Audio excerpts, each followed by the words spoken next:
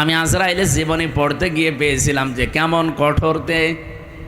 এই পৃথিবীতে যখন আদম নবীকে আল্লাহ বানাবেন তো মাটি নিতে পাঠিয়েছিলেন ফেরেশতাদের, যারে যারে পাঠিয়েছে একটা ফেরেশতাও মাটির কন্দন দেখে পারে নাই। শেষ পর্যন্ত আজরাইল এসে থাবা লাগিয়েছিল, খামসা দিয়েছিল মাটিতে, ও কন্দন করেছিল। আজরাইল বলেছে, দেখেন আপনার কন্দনে আমার মন গলবে না, কারণ আমি আমার মালিকের নির্দেশ পালন করছি। অথচ এর আগে 3 ফেরেশতা কিন্তু এসেছিল, জিবরাইল, মিকাইল, ইসরাফিল। কন্দন দেখে তারা ভুলে গেছে, পারে নাই। হযরতে আজরাইল যখন এক খামসা দিয়েছেন, তাফসিরে পড়েছি তার এই এক খামসার ভেতরে মাটি ছিল 40 মণ। ওইটা দিয়ে আমাদের আদম নবীকে আল্লাহ বানিয়েছিলেন, আদি পিতাকে। 60 হাত লম্বা, 36 হাত মোটা। আমার মনে হয় এরকম মানুষ যদি এখানে আসে আমরা অনেক অজ্ঞান হয়ে যাব। আপনি চিন্তা করতে পারেন, 60 হাত লম্বা, এদিকে মোটা হচ্ছে 36 হাত। এই রকম কঠিন এবং কঠোর হৃদয়ের একজন ফেরেশতা। তিনি বলেন, আমি জীবনে 2 দিন কন্দন করেছিলাম মানুষের জান কবজ করতে গিয়ে, তাছাড়া আমার কোনো দিন চোখে পানি আসে নাই।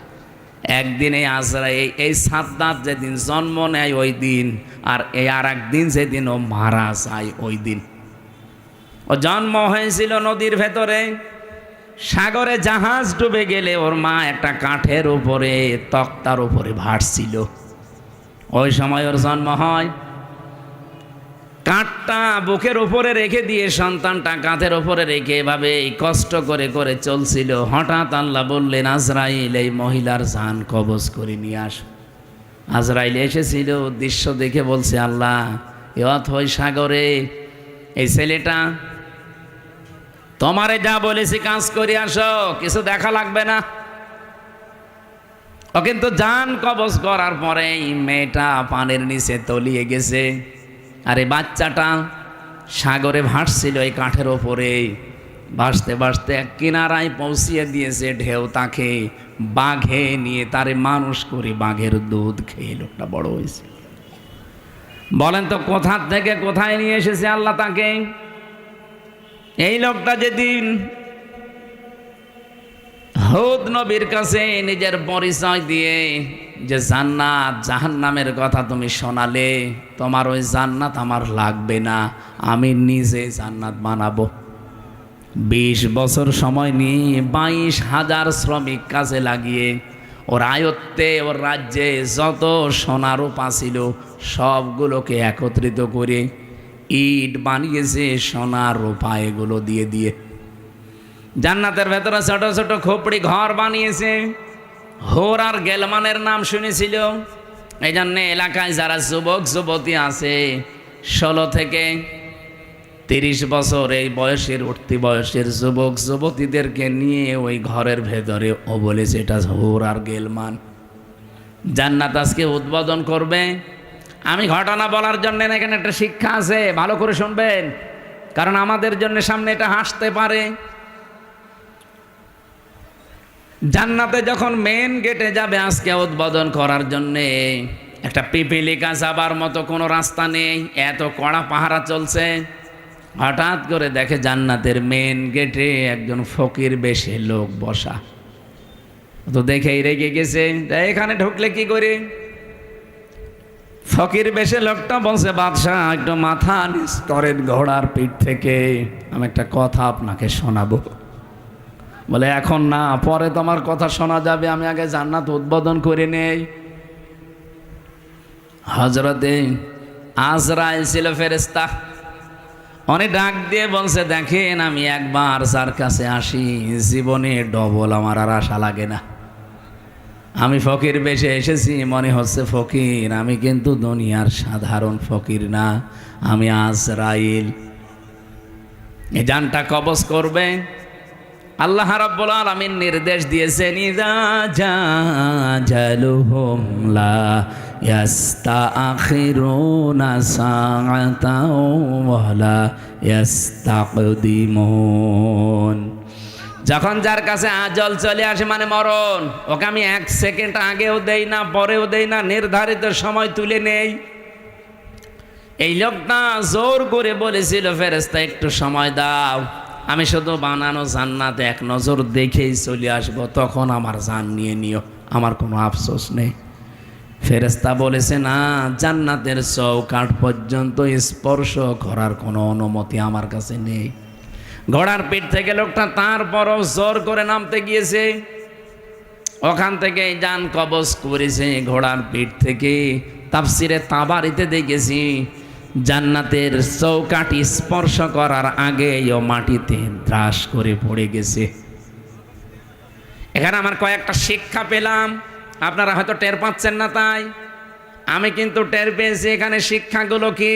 তাফসিরে তাবারি ও নাটোর ভাষী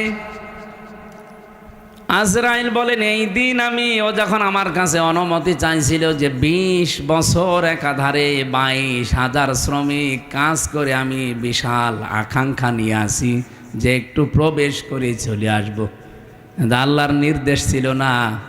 আমি এই দিন ওর জান কবজ করতে গিয়ে কেঁদে ফেলেছিলাম। তাহলে আজরাইল কেঁদেছে একটা লোকের জন্য জীবনে 2 বার, একবার ওর মায়ের জান কবজ করার সময়, একবার ওর জান। মুফাসসির বলেন, কেন আল্লাহ তাকে চৌকাঠ পর্যন্ত স্পর্শ করতে দেয় না জানো? যখন হুদ নবীর কাছ থেকে জান্নাতের বর্ণনাগুলো শুনে শুনে জান্নাত বানাচ্ছিল, নবীকে বলছে, কিভাবে আল্লাহ জান্নাত বানিয়েছে তোমার তো ওই সহিফার ভেতরে আছে, ওই সহিফা থেকে বলো দেখি। আমাদের নবীকে আল্লাহ বড় কিতাব দিয়েছিলেন, অন্যান্য নবীদেরকে আল্লাহ ছোট ছোট কিতাব দিয়েছিলেন, ওইটার নাম কি? সহিফা। ওখানে জান্নাত জাহান্নামের বর্ণনা ছিল, কিছু উপদেশ ছিল। ওখান থেকে বর্ণনা শুনে শুনে যে জান্নাত এইভাবে এইভাবে আল্লাহ বানাবে, ও ঠিক ওই কায়দায় বানিয়েছে। যেহেতু স্বর্ণ রাখবে, রূপা লাগবে, স্বর্ণ এত পাওয়া যাবে কোথায়? যেখানে যা পাওয়া যায় নিয়ে আয়। ওই দেশে একটা বিধবা মেয়ে লোক, মা বাবা নেই, কিছুদিন আগে বিয়ে হয়ে স্বামীটা গেছে মারা। ওর পাইক পিয়াদা যারা আছে ওরা যে মেয়েটাকে বলছে ওইটা দিয়ে দাও, বাদশার স্বপ্ন পূরণে জান্নাতে কাজে লাগবে। মেয়েটা ওই দিন মাথায় গড়াগড়ি দিয়ে, মাটিতে গড়াগড়ি দিয়ে বলেছিল, এটা নেবেন না, এটা আমার জীবনের শেষ সম্বল, আমার মা বাবা নেই, আমার স্বামীটাও নেই। জোর করে বাদশার এই স্বপ্ন পূরণের জন্য নিয়েছে। ওদিন মেয়েটা মাটিতে গড়াগড়ি দিয়ে এমন কন্দন করে বরদোয়া দিয়েছিল যে রব্বুল আলামিন আমার জীবনের শেষ সম্বলটুকু যে কেড়ে নিল, তাকে তুমি তার বানানো জান্নাত উদ্বোধন করা বসবাস করতে দিও না। আমি হাদিসে পড়েছি, ইত্তাকি দাওয়াতাল মাজলুম ফাইন্নাহা লাইসা বাইনাহু ওয়া বাইনাল্লাহি হিজাব। মুসলিম শরীফের হাদিস। নবীজি বারবার উম্মতদেরকে নিষেধ করে গেছেন, উম্মতেরা আর যাই করো, মাজলুমের বরদোয়া থেকে নিজেকে বাঁচিয়ে রাখবা সব সময়, কারণ মাজলুমের বরদোয়া আর আল্লাহর ভেতরে কোনো হেজাব থাকে না। এই মেয়েটা যখন মাটিতে গড়াগড়ি দিয়ে কেঁদে কেঁদে বরদোয়া দিচ্ছিল, আমার আল্লাহ ওই দোয়াটা সঙ্গে সঙ্গে কবুল করে নিয়েছে, কারণ কোনো পর্দা নেই। এই লোকটা যেদিন উদ্বোধন করবে, দেখা তো দূরের কথা, চৌকাঠ পর্যন্ত স্পর্শ করতে পারে নাই ওই মেয়েটার বরদোয়ার কারণে। কি বুঝলেন আপনি এখান থেকে? কত জায়গায় কত অত্যাচার জুলুম করেছিল, কিন্তু এই একটা বিধবা স্বামী হারা, মা বাপ হারা এতিম মেয়ের শেষ সম্বলটুকু কেড়ে নেওয়ার কারণে আল্লাহর আরশ পর্যন্ত ধাক্কা খেয়েছে। সূরা আম্বিয়ার তাফসীর পড়তে গিয়ে পেয়েছিলাম, হযরত ইব্রাহিম নবীকে আল্লাহ যখন সাহায্য করার জন্য ফেরেশতা পাঠিয়েছিলেন, ওই সময় তিনি আল্লাহর প্রতি এমন ঈমান দেখিয়েছেন, আল্লাহ পাক বলেন, ইব্রাহিম আলাইহিস সালামের জন্য আমি আল্লাহ আগুনকে কুলনা ইয়া নাহারু কুনি বারদান ওয়া সালামান আলা ইব্রাহিম। কুলনা আমি নিজে বলেছি, এখানে অন্য কাউকে আমি বলতে বলিনি। ইব্রাহিমের ঈমান দেখার পরে আমি আল্লাহ এত বেশি খুশি হয়েছি যে ফেরেশতা জিবরাইলের সাহায্য সে নিতে রাজি না। মেকাইলের সাহায্য নিতে রাজি না। আমি আল্লাহ এত বেশি পছন্দ করলাম তার এই কথাটাকে শেষ পর্যন্ত বলেছি, ঠিক আছে বল না, আমি নিজে এখানে কর্তা হয়ে গেছি, আমি নিজে কাজ করছি, নিজে আমি ফাইল। ইয়া নারু, হে আগুন, কোনি হয়ে যাও বারদান, ঠান্ডা। আল্লাহ বারদান দেওয়ার পরে সালামান শব্দ মাঝখানে যদি না দিয়ে একবারে দিতেন আলা ইব্রাহিম, আমার ইব্রাহিমের প্রতি ঠান্ডা হয়ে যা। আল্লাহর হুকুম পাওয়ার সঙ্গে সঙ্গে আগুন এত বেশি ঠান্ডা হয়ে যেত, তখন আবার লেপ তোষক লাগতো গরম করার জন্যে। আল্লাহ সালামান দিয়ে তামাম দুনিয়ার মানুষকে বোঝাতে চেয়েছেন, পৃথিবীতে আজও যদি ইব্রাহিম নবীর মতো ঈমান কোন জায়গায় আমি আল্লাহ দেখি, ওদের আগুনগুলো যেমন আমি সালামান বানাবো, ওদের বৃষ্টি ঠান্ডা যে প্রচণ্ড বরফগুলো আমি আল্লাহ সালামান বানাবো। সালামান দিয়ে তাফসিরে ফি জিলালিল কোরআনে সাইয়্যিদ কুতুব লিখেছেন, এই শব্দটা যদি আল্লাহ না, ইব্রাহিম নবী কিন্তু আগুনের ভেতরে 40 দিন থাকতে পারতেন না। এত বেশি ঠান্ডা হয়ে যেত যে থাকার অযোগ্য হয়ে যেত জায়গাটা, উনি আবার বরফ হয়ে যেতেন। আল্লাহ বলেন যদি সালামান না দিতাম, আগুনটা একটু গরম থাকতো, তখন আবার ফ্যান দেওয়া লাগতো জিবরাইল মিকাইলকে দিয়ে, যে ফ্যান নিয়ে যাও অথবা এসি সেট করো, পাখা নিয়ে যাও না। এমন শব্দ আমি চয়ন করে লাগিয়ে দিয়েছি, সালামান মানে শান্তি, একেবারে গরমও না ঠান্ডাও না। এই জায়গাটা অন্তত আমি আল্লাহর নির্দেশ যতদিনের পরে না আসে ততদিন এটা নাতি সাতিষ্ণ হয়ে যাও। এয়ার কন্ডিশন যেটা বলা হয়, নয় ঠান্ডা নয় গরম, এরকম একটা পরিবেশ তৈরি হও। আগুন হুকুম মেনে তাই হয়েছিল 40 দিন। পরবর্তীতে হযরত ইব্রাহিমের নাতনি যারা তারা জিজ্ঞাসা করতো, দাদা দুনিয়ার জীবনে আপনি সবচাইতে শান্তি পেয়েছেন কত? উনি বলেছিলেন, এই পৃথিবীতে যতদিন আমি হায়াত পেয়েছি সবচাইতে বেশি শান্তি সুখে আরামে ছিলাম ওই 40 দিন যখন আগুনে ছিলাম। তার মানে আগুনের ভেতরেও শান্তি দিতে পারে কে? সব কিছুর ওপরে যেন ওনার ক্ষমতা চলছে।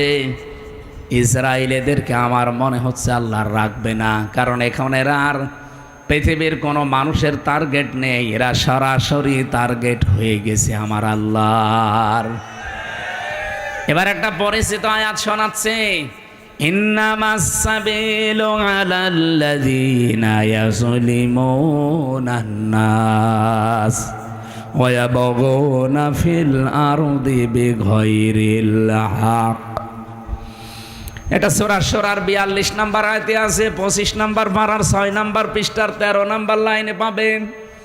আল্লাহ পাক বলেন, আমি আল্লাহ নিজে মামলা দেব, কেস দেব, অভিযোগ দায়ের করব তাদের বিরুদ্ধে, দুনিয়ায় যারা মানুষ হয়ে মানুষের ওপরে জুলুম করে, অত্যাচার করে। নাটোরবাসী একটু খেয়াল করেন আল্লাহর বক্তব্যের দিকে। আল্লাহ কিন্তু ইয়াজলিমুনাল মুসলিমুনা দেননি, যে যারা মুসলমানদের ওপর অত্যাচার করে তারা আমি আল্লাহর টার্গেট, তাদের বিরুদ্ধে মামলা না। ইয়াজলিমুনা নাস, ইয়াজলিমুনা এটা মুজারে, বর্তমান ভবিষ্যৎ, প্রেজেন্ট ফিউচার। নাস মানে মানুষ, নাসের আগে আল্লাহ আলিফ লাম দিয়েছেন। আল্লাহ পাক জানাতে চেয়েছেন, এই পৃথিবীতে একটা মানুষের ওপরও যদি কেউ জুলুম করে, অত্যাচার করে, তার অধিকার নষ্ট করে, আমি আল্লাহ নিজে তার বিরুদ্ধে মামলা দায়ের করব। পুলিশ এসেছে, আপনি যদি আজকে পুলিশের কাজে বাধা দেন, কালকে মামলা হবে, পুলিশ বাদী কেস হবে। কি কথা বলছেন এখানে? আপনি জিজ্ঞাসা করেন ওনাদের কাজে বাধা দেবেন, কালকে আপনি মামলার আসামি হয়ে যাবেন, পুলিশ বাদী মামলা হবে। আপনি এখন আল্লাহর কাজে সরাসরি বাধা দিচ্ছেন।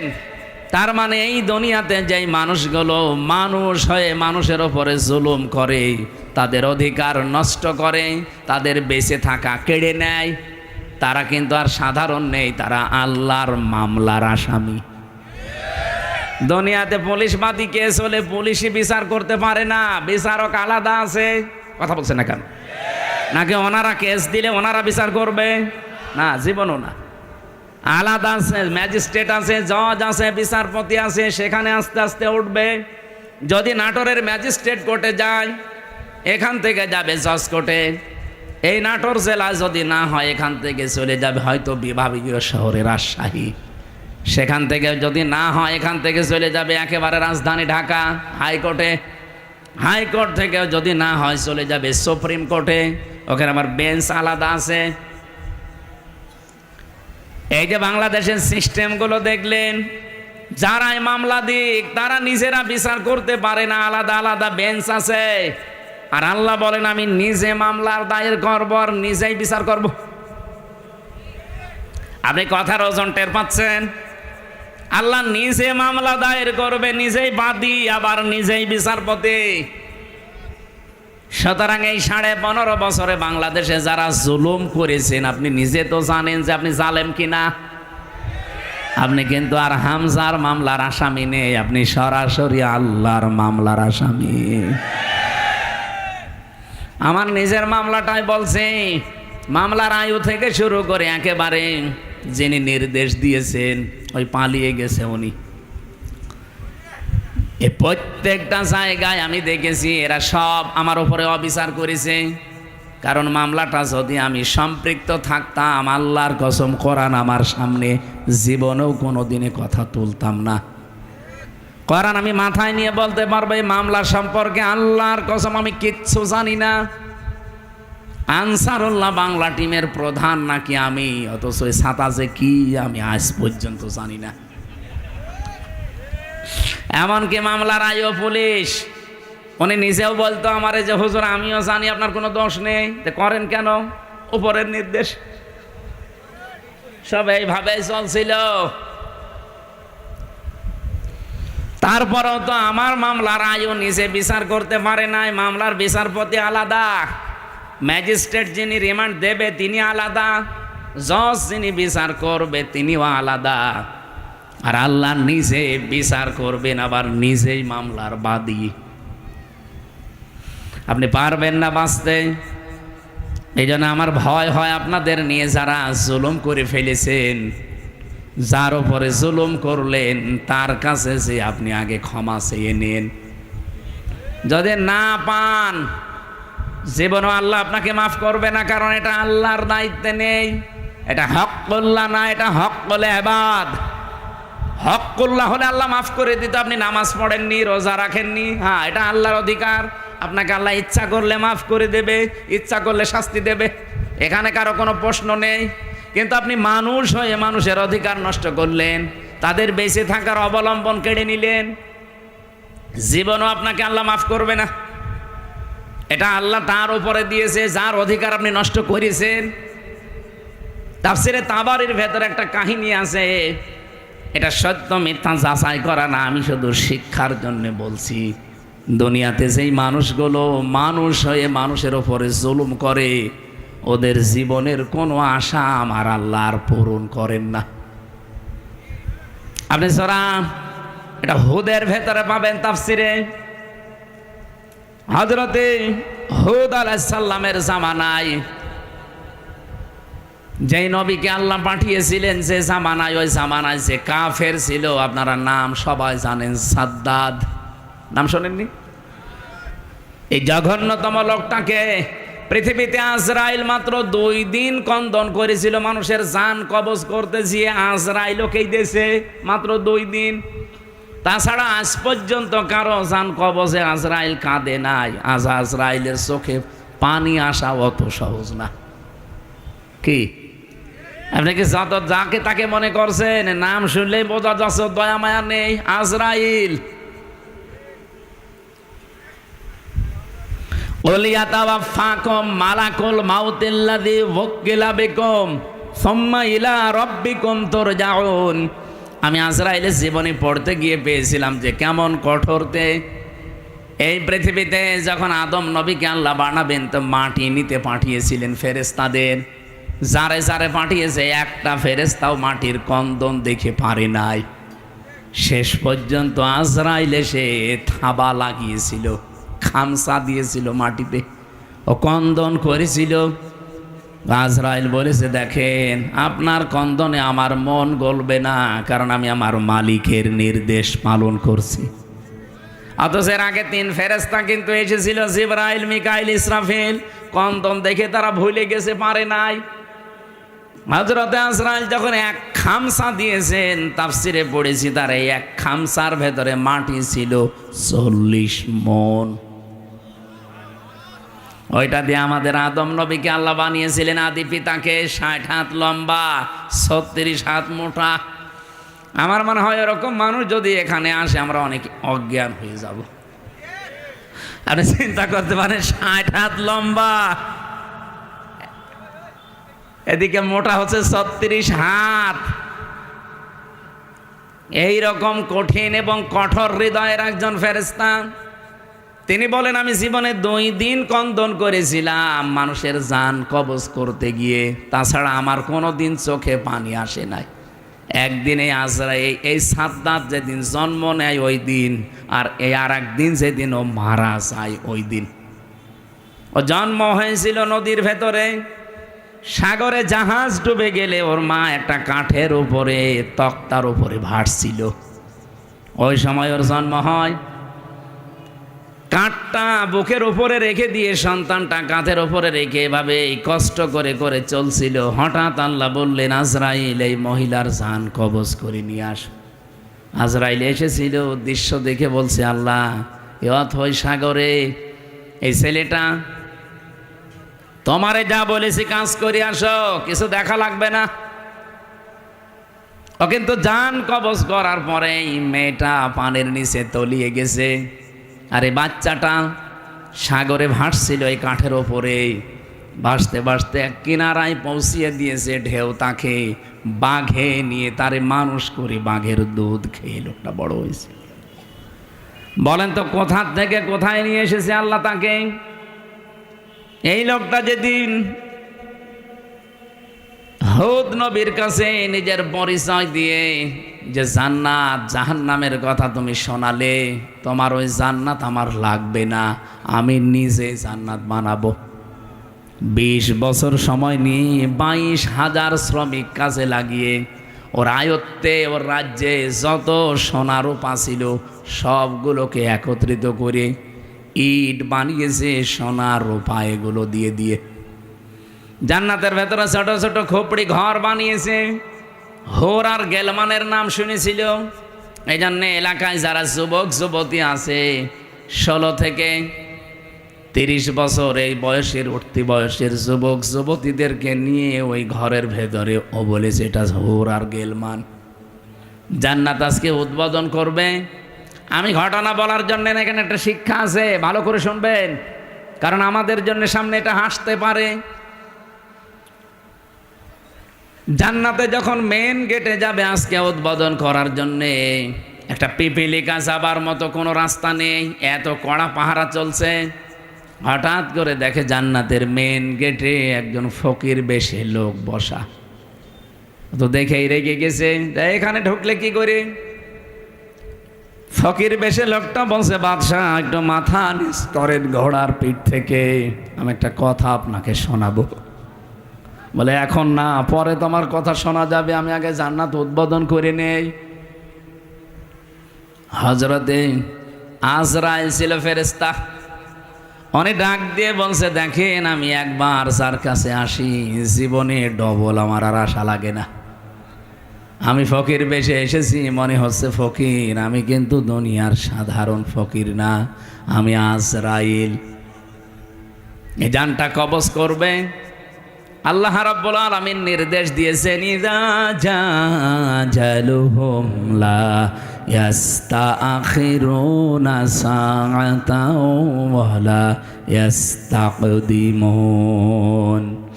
যখন যার কাছে আজল চলে আসে, মানে মরণ, ওকে আমি 1 সেকেন্ড আগেও দেই না, পরেও দেই না, নির্ধারিত সময় তুলে নেই। এই লোকটা জোর করে বলেছিল, ফেরেশতা একটু সময় দাও, আমি শুধু বানানো জান্নাতে এক নজর দেখেই চলে আসবো, তখন আমার জান নিয়ে নিও, আমার কোনো আফসোস নেই। ফেরেশতা বলেছে না, জান্নাতের চৌকাঠ পর্যন্ত স্পর্শ করার কোনো অনুমতি আমার কাছে নেই। ঘোড়ার পিঠ থেকে লোকটা তারপরও জোর করে নামতে গিয়েছে, ওখান থেকে জান কবজ করেছে ঘোড়ার পিঠ থেকে। তাফসিরে তাবারিতে দেখেছি জান্নাতের চৌকাঠি স্পর্শ করার আগে ও মাটিতে ত্রাস করে পড়ে গেছে। এখানে আমার কয়েকটা শিক্ষা পেলাম, আপনারা হয়তো টের পাচ্ছেন না, তাই আমি কিন্তু টের পেয়েছি। এখানে শিক্ষাগুলো কি? তাফসিরে তাবারি ও নাটোর ভাষী আজরাইল বলেন, এই দিন ও যখন আমার কাছে অনুমতি চাইছিল যে 20 বছর একাধারে 22,000 শ্রমিক কাজ করে আমি বিশাল আকাঙ্ক্ষা নিয়ে আসি যে একটু প্রবেশ করে চলে আসবো, আল্লাহর নির্দেশ ছিল না। আমি এই দিন ওর জান কবজ করতে গিয়ে কেঁদে ফেলেছিলাম। তাহলে আজরাইল কেঁদেছে একটা লোকের জন্য জীবনে 2 বার, একবার ওর মায়ের জান কবজ করার সময়, একবার ওর জান। মুফাসসির বলেন কেন আল্লাহ তাকে চৌকাঠ পর্যন্ত স্পর্শ করতে দেয় না জানো? যখন হুদ নবীর কাছ থেকে জান্নাতের বর্ণনাগুলো শুনে শুনে জান্নাত বানাচ্ছিল, নবীকে বলছে কিভাবে আল্লাহ জান্নাত বানিয়েছে, তোমার তো ওই সহিফার ভেতরে আছে, ওই সহিফা থেকে বলো দেখি। আমাদের নবীকে আল্লাহ বড় কিতাব দিয়েছিলেন, অন্যান্য নবীদেরকে আল্লাহ ছোট ছোট কিতাব দিয়েছিলেন, ওইটার নাম কি? সহিফা। ওখানে জান্নাত জাহান্নামের বর্ণনা ছিল, কিছু উপদেশ ছিল। ওখান থেকে বর্ণনা শুনে শুনে যে জান্নাত এইভাবে এইভাবে আল্লাহ বানাবে, ও ঠিক ওই কায়দায় বানিয়েছে। যেহেতু স্বর্ণ রাখবে, রূপা লাগবে, স্বর্ণ এত পাওয়া যাবে কোথায়? যেখানে যা পাওয়া যায় নিয়ে আয়। ওই দেশে একটা বিধবা মেয়ে লোক, মা বাবা নেই, কিছুদিন আগে বিয়ে হয়ে স্বামীটা গেছে মারা। ওর পাইক পিয়াদা যারা আছে ওরা যে মেয়েটাকে বলছে ওইটা দিয়ে দাও, বাদশার স্বপ্ন পূরণে জান্নাতে কাজে লাগবে। মেয়েটা ওই দিন মাথায় গড়াগড়ি দিয়ে, মাটিতে গড়াগড়ি দিয়ে বলেছিল এটা নেবেন না, এটা আমার জীবনের শেষ সম্বল, আমার মা বাবা নেই, আমার স্বামীটাও নেই। জোর করে বাদশার এই স্বপ্ন পূরণের জন্য নিয়েছে। ওদিন মেয়েটা মাটিতে গড়াগড়ি দিয়ে এমন কন্দন করে বরদোয়া দিয়েছিল যে রব্বুল আলামিন আমার জীবনের শেষ সম্বলটুকু যে কেড়ে নিল, তাকে তুমি তার বানানো জান্নাত উদ্বোধন করা বসবাস করতে দিও না। আমি হাদিসে পড়েছি তাকি দাওয়াতাল মাজলুম ফাইন্নাহা লাইসা বাইনাহু ওয়া বাইনাল্লাহি হিজাব, মুসলিম শরীফের হাদিস। নবীজি বারবার উম্মতদেরকে নিষেধ করে গেছেন, উম্মতেরা আর যাই করো, মাজলুমের বরদোয়া থেকে নিজেকে বাঁচিয়ে রাখবা সব সময়, কারণ মাজলুমের বরদোয়ার আল্লাহর ভেতরে কোনো হেজাব থাকে না। এই মেয়েটা যখন মাটিতে গড়াগড়ি দিয়ে কেঁদে কেঁদে বরদোয়া দিচ্ছিল, আমার আল্লাহ ওই দোয়াটা সঙ্গে সঙ্গে কবুল করে নিয়েছে, কারণ কোনো পর্দা নেই। এই লোকটা যেদিন উদ্বোধন করবে, দেখা তো দূরের কথা, চৌকাঠ পর্যন্ত স্পর্শ করতে পারে নাই ওই মেয়েটার বরদোয়ার কারণে। কি বুঝলেন আপনি এখান থেকে? কত জায়গায় কত অত্যাচার জুলুম করেছিল, কিন্তু এই একটা বিধবা স্বামী হারা মা বাপ হারা এতিম মেয়ের শেষ সম্বলটুকু কেড়ে নেওয়ার কারণে আল্লাহর আরশ পর্যন্ত ধাক্কা খেয়েছে। আপনি বলতে পারেন না যে 15.5 বছরে কত মানুষের আহাজারি এই জালেমার সাথে লেগেছিল, এমনি আল্লাহ এভাবে ধরেছে, কল্পনার বাইরে ছিল। আগস্টের 5 তারিখের 2টা পর্যন্ত কেউ জানে না যে ও পালাবে।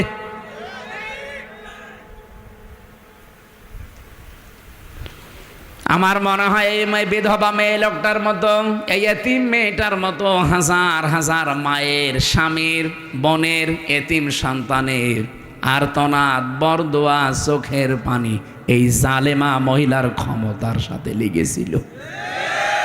বিশেষ করে যারা আয়না ঘরে ছিল, আপনি ভাবতে পারেন, যারা আয়না ঘরে 8 বছর 10 বছর পড়ে আছে। আমি তো মাত্র 10 দিন ছিলাম মাটির নিচে, তাই আমি অজ্ঞান হয়ে গেছি। আর যারা 8 বছর 10 বছর 14 বছর পড়ে আছে, দুনিয়া কি সে জানে না, এমনকি নিজের নাম কি তাও ভুলে গেছে। আমার নাম যে ব্যারিস্টার আরমান, সে নিজেও জানে না। আরে ভাই, 10 বছর 12 বছর একটা লোককে যদি কেউ না ডাকে, ওর নাম মনে থাকবে কি করে? ওরে তো কেউ ডাকে না। ও লোকটা জানে না যে এখন দিন না রাত, এটা যে কোন বছর চলছে তা ওর জানা নেই, এটা যে কোন মাস চলছে, কি বার আজকে, কয়টা বাজে, কিচ্ছু জানে না। ও আন্দাজে নামাজ পড়তাম। আমি তো 4 ওয়াক্ত নামাজ একসাথে পড়েছি, কারণ আমি জানি না যে এখন কখন কি। আমার মাজায় দড়ি লাগিয়ে চোখে ওই কালো কাপড় বেঁধে, পেছনে হ্যান্ডকাপ দিয়ে, পায়ের সাথে ডান্ডা বেড়িতে মানে 11 ঘন্টা টাঙিয়েছিল। মানে পাটা আমার উপরে ছিল, মাটিতে ছিল না। মাঝে মাঝে ফেলতে গেলেই ওই সিসি ক্যামেরায় দেখে দেখে গরম দিত। আপনি 1, 2, 5 ঘন্টা না, 11 ঘন্টা। এদিকে দুপুর বেলা নিয়ে গেছে 1:30টার দিকে, আর আজ 11:30টার সময় নিয়ে আসতেছে। আপনি হিসাব করেন তো কত ঘন্টা হয়। এর ভেতরে মাত্র 2 বার আমাকে নামিয়েছে। আমি শুধু প্রসাব করার জন্য বলেছিলাম যে আমি টয়লেটে যাব, ওই 1.5-2 মিনিট সময় যা পেয়েছি অতটুকুই। এর ভেতরে আমার আর কোনো খাওয়া দাওয়া নেই। এর ভেতরে আমার সাথে হয় 5 ঘন্টা 7 ঘন্টা পরে হঠাৎ করে একটা গরম দিয়ে ওঠে, কারণ মাটির নিচে খালি পানির আওয়াজ পাওয়া যায়। আমার মনে হয় ওর পাশ দিয়ে কোনো ড্রেন ছিল, অথবা টয়লেটের কোনো জায়গা, কেউ পায়খানা করলে ওই পড়ে, ওই তখন আওয়াজ হয়।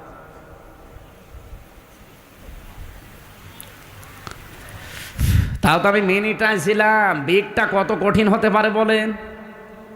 আমি ব্যারিস্টার আরমান ভাইয়ের মুখে নিজে শুনেছি, যেদিকে 3.5 হাত, এদিকে 3.5 হাত, সামনে আবার একটা টয়লেট দেওয়া আছে। আমাদেরটাও টয়লেট ছিল, এদিকে 3.5 হাত, এদিকে 2.5 হাত, সামনে টয়লেট ছিল, কিন্তু টয়লেটের আবার নেই। এই হালকা 1-1.5 হাত মতো একটা দেওয়া আছে, দেওয়াল দেওয়া আছে। বসলে দেখা যায় না, দাঁড়ালে দেখা যায়। ওরা বসে থাকে একেবারে গেটের সামনে। বলেন আপনার টয়লেট হবে কি করে? আমি একটা যুবক মানুষ, আর এরকম একটা যুবক পুলিশ যদি বসে থাকে,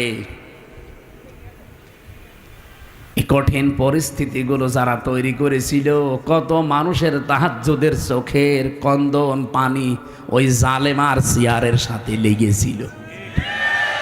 এমনি আল্লাহ ধরেছে। সাদ্দাতকে তার এত স্বপ্ন সাদের জান্নাত ভোগ করতে দেয়নি, স্পর্শ পর্যন্ত করতে দেয়নি, খালি একটা মেয়ে লোকের চোখের পানি বরদোয়ার কারণে। আর আপনার সাথে কত মহিলার, কত স্বামী হারা, সন্তান হারা মা বাবা,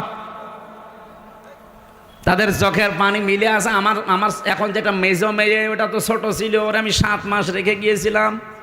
এখন এসে আমার বয়স প্রায় 4.5 বছর।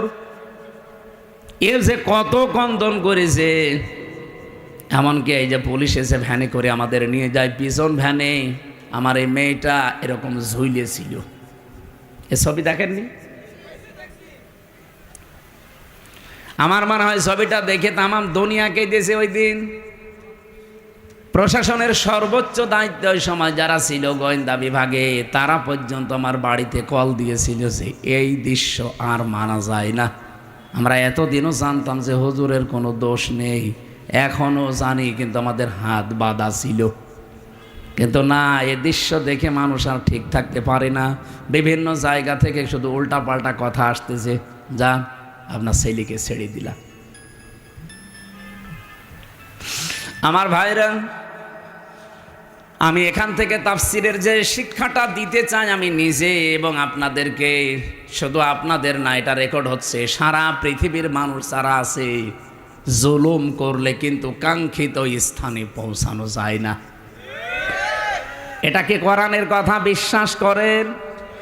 এই জন্য আগামীতে কেউ যদি আসেন দায়িত্বে, জুলুম করবেন না। তাহলে আপনি যে টার্গেট নিয়ে এগিয়ে যাচ্ছেন, ওই টার্গেট ফিল আপ হওয়ার আগে আপনি পড়ে যাবেন। আমার কথা বোঝা গেছে? ইন্নামা নুমলি লাহুম লিয়াজদাদু ইসমা ওয়া লাহুম আযাবুম মুহিন। সূরা আলে ইমরানে আছে 4 নাম্বার পারা 12 নাম্বার পৃষ্ঠা 9 নাম্বার লাইনে পাবেন, এটা শেষের অংশে আছে। আল্লাহ তাআলা বলেন, কোনো মানুষ যদি জুলুম করে পাপ করে সীমা লঙ্ঘন করে ফেলে তখন আমি আল্লাহ ওকে আর ছাড় দেই না, তখন ওকে কঠিন এবং অপমানজনক আযাবের ভেতরে ফেলে দেই। কি অপমান! আজ তামাম দুনিয়া কেউ হাসিনাকে নিতে রাজি না। শুধুমাত্র ভারত তাও বিভিন্ন কায়দা কৌশলে রেখেছে। আমি আজকে 7-8টা বিষয় পেয়েছি কেন ওকে রেখেছে। এই যে বিডিআর হত্যা, 57 জন অফিসার হত্যা, বিশেষ করে শাপলা চত্বরে আলেমদের হত্যা, এই 2টা হত্যার পেছনে সরাসরি জড়িত আছে ইন্ডিয়া নিজে। এই এখন প্রমাণ আস্তে আস্তে বের হচ্ছে। অলরেডি আন্তর্জাতিক আদালতে হেগে ওদের বিরুদ্ধে 2 জনের বিরুদ্ধে মামলা হচ্ছে, হাসিনা আর মোদি। এই 2 জনকে যদি সত্যি ওখানে নিয়ে যাবজ্জীবন জেল অথবা ফাঁসির রায় দিয়ে দেয়, শেষে ইন্ডিয়ার সাথে বিশ্বের বহু দেশের সম্পর্ক মানবাধিকার নষ্ট করার জন্য খারাপ হয়ে যাবে। আমি একটাও বানিয়ে বলছি না, সব আমার এখানে রেকর্ড আছে, আন্তর্জাতিক তথ্য সব। মাইক্রোসফট নাম শুনেছেন? 257টা দেশ নিয়ে তারা রিপোর্ট বানিয়েছে, বিশেষ করে বাংলাদেশের শাপলা চত্বরটা নিয়ে। আর ওদিকে বিডিআর হত্যা। কি সমস্যা কি? ওখান থেকে আশপাশে মোবাইল সরান না, এই ডিস্টার্ব করলে তোমার রাগ হয়েছে।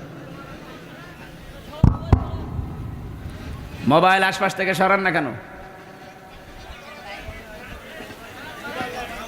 এই ভাই, আপনি কি সমস্যা ধরতে পারছেন? হ্যাঁ, সমস্যা ধরে ঠিক করেন।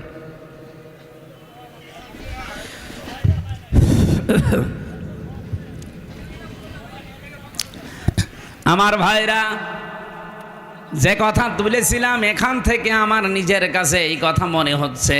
আমি নিজে যেহেতু রিপোর্টগুলো গতকালকে পেয়েছি, আর আমি বলছি একটা আমার নিজের না, সব খ্রিস্টানদের বানানো রিপোর্ট।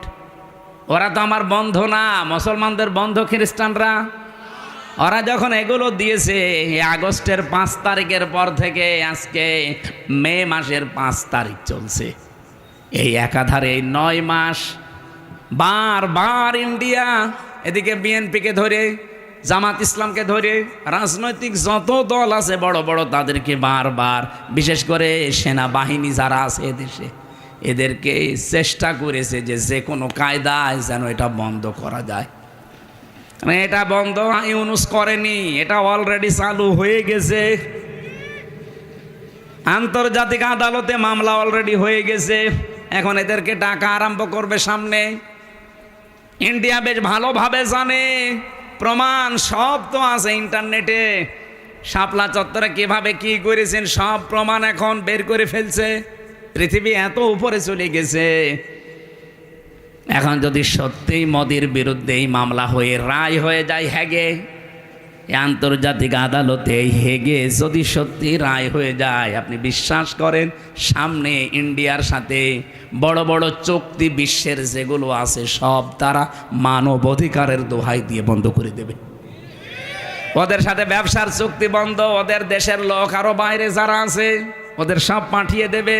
সে তো ধুতি পইলে আছে, ধুতি খুইলে বাকি যা আছে ওইটা বেরিয়ে যাবে। ও কি পাগল হয়েছে এমনি? এই কারণে হঠাৎ করে এখন মুসলমানদের ওপর অত্যাচার আরম্ভ করেছে, যেন বিশ্বের দৃষ্টি এখন অন্যদিকে যায়। আরে বিশ্বের মানুষ আপনাদের মতো গরুর মুত খায় না। আমরা জাতে মাতাল হলো তাহলে ঠিক আছি। এই জন্য অনেকে এখন মুখ ফিরে নিচ্ছে, কাউকে যখন রাজি করতে পারে নাই। বহুবার চেষ্টা চালিয়েছিল, আপনি দেখেননি? বারবার জামাত ইসলাম বলেন, বিএনপি বলেন, রাজনৈতিক দল বলেন, ধর্মীয় যারা আছে তারা বলেন, বারবার আমরা চাচ্ছিলাম তাড়াতাড়ি নির্বাচন দিয়ে দেন। দিয়ে দিলে কি হবে? ইউনুস চলে যাবে, ওরা আবার কনভেনশন করে সব ঠিক করে ফেলবে। আর ও চাচ্ছিল যদি এভাবে অন্তত 2 বছর কেটে যায় তাহলে দেশ কন্ট্রোলের বাইরে চলে যাবে। অলরেডি এখন সামরিক একটা ঘাঁটি তৈরি হচ্ছে। আপনি দেখেছেন এই কয়েকদিনের ভেতরে মোদির মুখ শোকাতে শোকাতে এখন মনে হচ্ছে বান্দরের পেছন হয়ে গেছে। সামনে আরো কয়েকটা গেম আসতেছে, ইউনূস ভালো কি খারাপ এটা আমি জানি না, কে ওনাকে চালাচ্ছে এটা আমার দেখার দরকার নেই, কিন্তু আমরা ইন্ডিয়ার এই বলয় থেকে বের হতে চাই। কারণ এই শয়তানরা 54 বছরে উপকার করেছে যা, যদি 10 টাকার উপকার করে 90 টাকার ক্ষতি করিস। আর সবচাইতে বড় ক্ষতি হচ্ছে আর মুসলমানের, আমার ঘর ভেঙে দিলে আমার এত কষ্ট লাগতো না। এ কথা বলছে না কেন? 1500 বছর আগে একবার আল্লাহর একটা ঘর ভাঙতে এসেছিল। কে? আব্রাহা। কে? কি করেছে আল্লাহ দেখেছেন? কাসফিম মাকুল বানিয়ে দিয়েছে। আর এই শয়তানরা আল্লাহর একটা ঘর সে তো ভাঙতে পারে না, শুধু ভাঙার জন্য এসেছিল। আরে অলরেডি ভেঙ্গে ভেঙ্গে সব মাটির সাথে গড়িয়ে ওই জায়গায় এখন মন্দির উদ্বোধন করছে, আর মিথ্যা ধোয়া তুলছে। দিনের পর দিন যায় আর ধোয়া তোলে যে এখানে 500 বছর আগে নাকি মন্দির ছিল। নাটোর বাসে যেহেতু রাজনৈতিক মহল অনেক বড়, ওই মানুষগুলো চিন্তা ভাবনা করবে আমি তো আর রাজনৈতিক ময়দানের বড় নেতা না, আমি একজন কর্মী মাত্র। আমি একটু টাচ দিলাম যতটুকু পেয়েছি আপনাদের। জুলুম যারাই করবে, এই যে মোদি আজ যে জুলুম করছে, ও যে টার্গেট নিয়ে যাচ্ছে, কোরআন 100 ভাগ সত্য বিশ্বাস করি, ও জীবনেও সাদ্দাদের মতো টার্গেটে পৌঁছাতে পারবে না।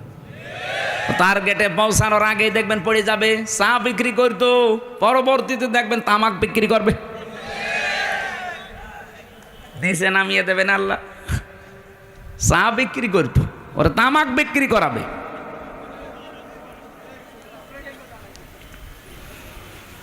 অলরেডি দাঙ্গা বাঁধিয়ে দিয়েছে ভারতে। গত পরশু দিনও দেখলাম 2 জন মুসলমান দাড়িওয়ালা ধরে সরাসরি জবাই করছে। এখন ওর হাতে আর দুনিয়ার কিচ্ছু নেই, শুধু এইটাই আছে পুঁজি যে মুসলমানদের বিরুদ্ধে হিন্দুদের উস্কিয়ে দিয়ে এদের দাঙ্গা তৈরি করে একটা ফায়দা লড়বে, ঘোলা পানিতে মাছ শিকার। এই জন্য গোবিন্দ পরামানিক কিন্তু বুঝে ফেলিছে, বাংলাদেশের পুরা বাংলাদেশ মিলে হিন্দু মহাজোট আছে, তার মহাসচিব গোবিন্দ চন্দ্র পরামানিক গত পরশু দিনও জানিয়েছে না যে তামাম পৃথিবীর হিন্দু ভাইরা, হিন্দু বোনেরা সবাই এই মাতাল মোদিকে থামান। একটা মাতাল এই শয়তানের মনোবাসনা পূর্ণ করতে গিয়ে যা আরম্ভ করেছে, এ পৃথিবী কয়েকদিন পরে বসবাসের অযোগ্য হয়ে যাবে, কারণ ঘরে ঘরে তখন মারামারি শুরু হবে। এই জন্য লোকটাকে থামাতে বলছে।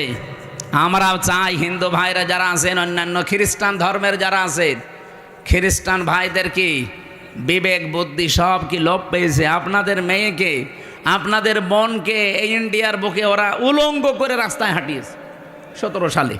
এই কথা বলছেন না কেন? আমাকে বানিয়ে বলছি। আপনাদের মাকে, বোনকে, মেয়েকে যারা উলঙ্গ করে রাস্তায় হাঁটাতে পারে, তাও রাজপথে, আপনাদের কি বিবেকে কুকুরে প্রসব করেছে? বিবেকটা জাগ্রত হচ্ছে না? অন্তত উগ্রপন্থী, সন্ত্রাসী, জঙ্গি এই যে যারা আছে এদেরকে থামানো দরকার এখনই, নাই তো এ বাতাস বাংলাদেশে আসলো বলে তখন আমরা নিজেরা কামড়া কামড়ি করে মরা লাগবে। ওরা এমনি বারবার এই হাওয়া দিয়েছিল, কিন্তু বাংলাদেশের মানুষ যাই হোক কোনো হাওয়াতে ফলে নাই। ফুটবলকে একবার একজন জিজ্ঞাসা করছে যে এত লাথি খাও কেন? বলছে ভাই আমি মানুষের পামে ফুলি, লোকে আমারে হাওয়া দিয়ে ফোলায়, এই জন্য লাথি দেয়। আমি তো নিজে ফুলতে পারি না, আমি যদি নিজে ফুলতে পারতাম তাহলে আমাকে কেউ হাওয়া দিত না, আর আমাকে লাথি দিতেও পারতো না। মানুষ যেহেতু আমারে পাম দেয়, হাওয়া দেয়, আমি ফুলে উঠি, আবার লাথিও দেয়। তো অন্তত আমরা আর কোনো কারোর পামে হাওয়ায় ফুলতে রাজি না। সে আমেরিকা বলেন, ইন্ডিয়া বলেন, চীন বলেন, রাশিয়া বলেন, কারো হাওয়া পেয়ে ফুলতে পারবে? আমরা ফুলতে চাই আমাদের নিজেদের হাওয়ায়। এই কথা বলেন না কেন? আমার কথার অর্থ বোঝেননি? আমরা ফুলতে চাই কার হাওয়ায়? হঠাৎ করে 54 বছর পরে নারী কমিশন যতগুলো রিপোর্ট দিয়েছে, একটাও কোরআনের সাথে মিলছে কেন? এই মহিলাগুলো আগে 54 বছর ছিল না? ছিল।